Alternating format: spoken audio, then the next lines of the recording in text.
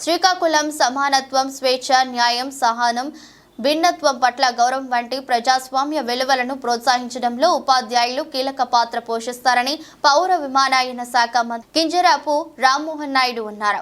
నగరంలోని అరసవల్లి ఆలయం సమీపంలో ప్రోగ్రెసివ్ రికగ్నైజ్డ్ టీచర్స్ యూనియన్ నూతన భవనాన్ని ఎమ్మెల్యే గొండు శంకర్ తో కలిసి ఆయన ప్రారంభించారు. ఈ సందర్భంగా రామ్మోహన్ నాయుడు మాట్లాడుతూ, ఒక దేశం నాణ్యత దాని పౌరుల నాణ్యతపై ఆధారపడి ఉంటుందని, దాని పౌరుల నాణ్యత వారి విద్యపై ఆధారపడి ఉంటుందని చెప్పారు. విద్య నాణ్యత దాని ఉపాధ్యాయులపై ఆధారపడి ఉంటుందని వివరించారు.